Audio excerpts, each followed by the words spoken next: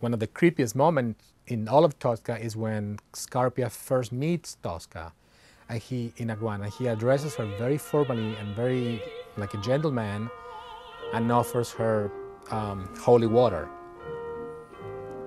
However, we in the audience know that he wants to sleep with her. So that interplay between, you know, I want to take your hand. He actually says not to be a gentleman, but to offer you holy water. But that's not what really is going on.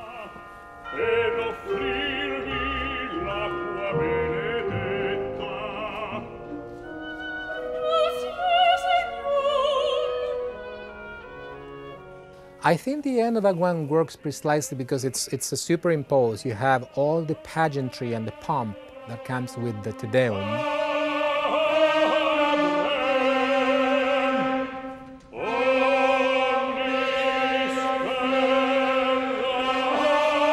And then you have, you know, Scarpia, kind of the dirty, evil guy. So the more accurate that Te Deum is, the more striking the contrast. So I think the dramatic effect of that is precisely that contrast.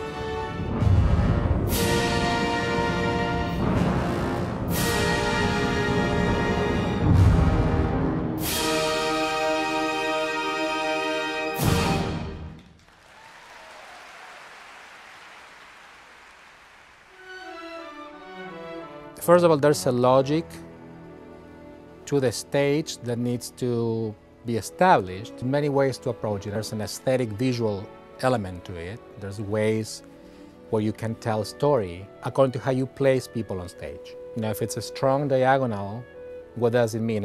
If two people are facing each other and it's strong, is it confrontational? What happens if they're closer? Sometimes the difference of one step makes a whole difference in what we're saying about it, or the relationship between the characters.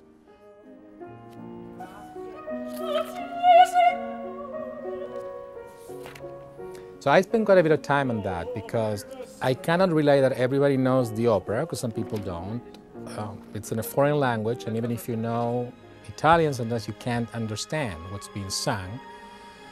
Subtitles help a lot, but sometimes there's no time to keep checking all the time. So to me, that the actual blocking is another way of telling the story is very important to me.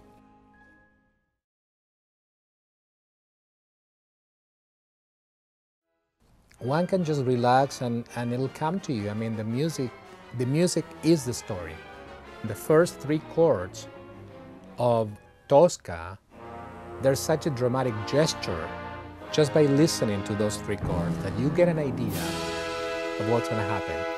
You get it in a little nutshell, you get that this is going to be a story about terror and just sheer terror and death.